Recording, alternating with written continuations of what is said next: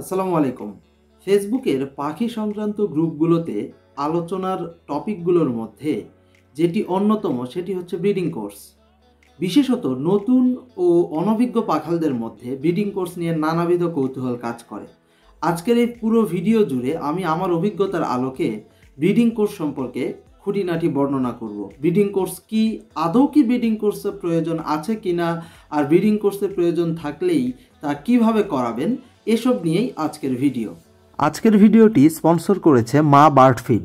আপনার আদরের পাখির জন্য ভালো মানের seed mix, all in one mineral blocks, egg food ও বিভিন্ন ধরনের অ্যাক্সেসরিজ পেয়ে যাবেন মা বার্ড ফিডে।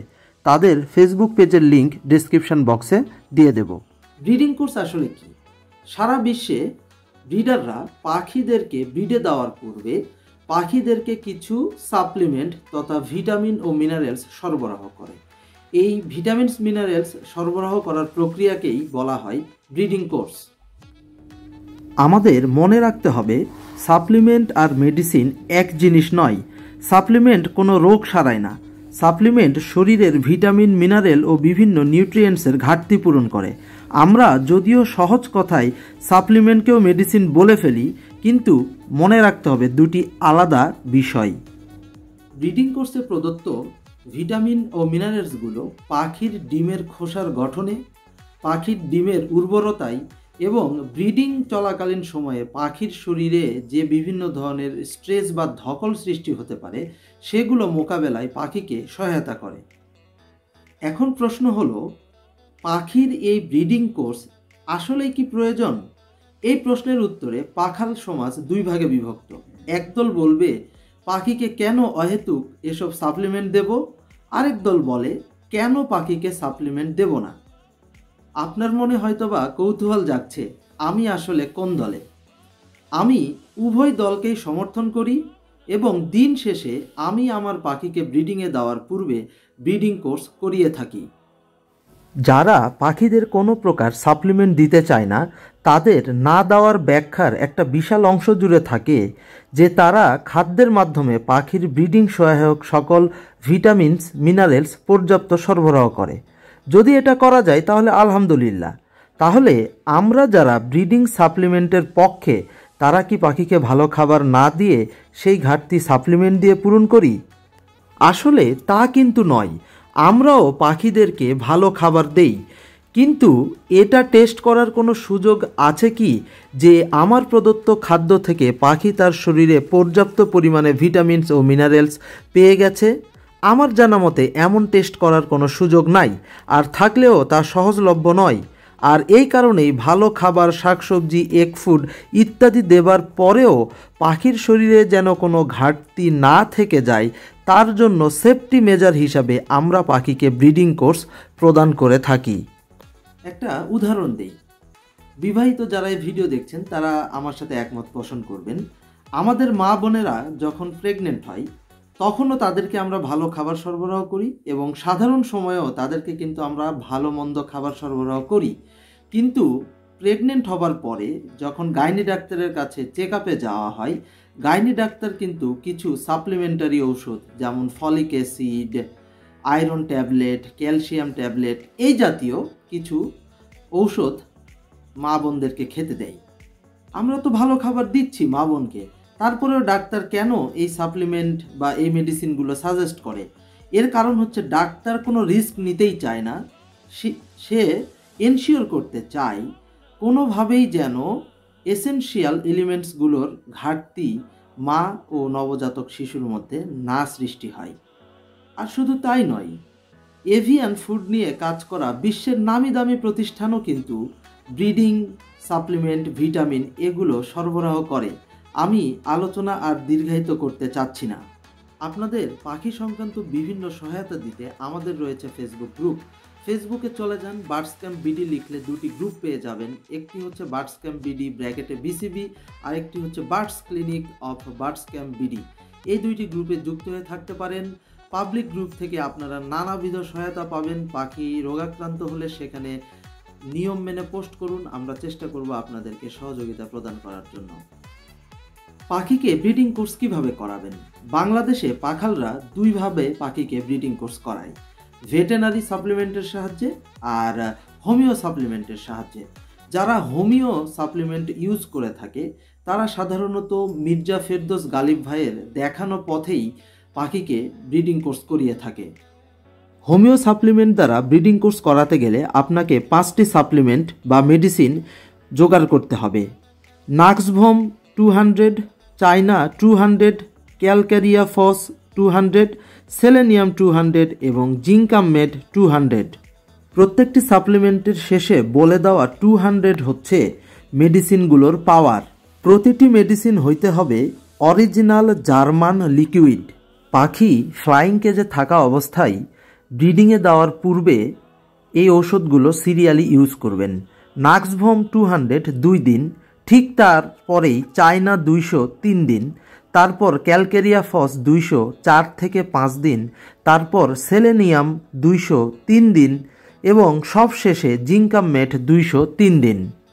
প্রতিটি মেডিসিন বা সাপ্লিমেন্ট 200 ml পানিতে 4 থেকে 5 ফোঁটা করে ব্যবহার করবেন। মেডিসিন মিশ্রিত পানি 6 থেকে 8 ঘন্টা খাঁচায় রাখা যাবে। প্রতিটা মেডিসিন একটা শেষ হলে ঠিক তার পরেরটা শুরু করতে হবে, মাঝখানে কোনো ধরনের গ্যাপ প্রদানের প্রয়োজন নেই।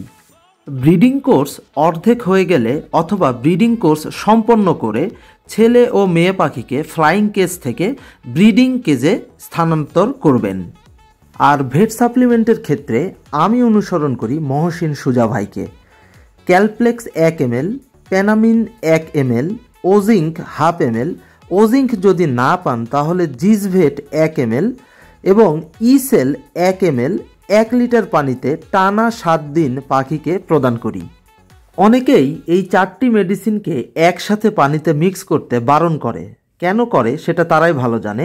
আপনি যদি তাদের কথায় মোটিভেট হন তাহলে উল্লেখিত মেডিসিনগুলো আলাদা আলাদাভাবে প্রত্যেকটা একের পর এক 5 দিন করে প্রদান করতে পারবেন। ভেট সাপ্লিমেন্ট মিশ্রিত পানি অবশ্যই 6 ঘন্টা পর পর চেঞ্জ করে দিতে হবে। অনেক ব্রিডারই ইসেলের পরিবর্তে সেখানে ভিটামিন ADE3 ব্যবহার করার সাজেশন দিয়ে থাকে। এছাড়াও এখন দেশে বিভিন্ন বিদেশি সাপ্লিমেন্ট সহজলভ্য হয়ে গেছে।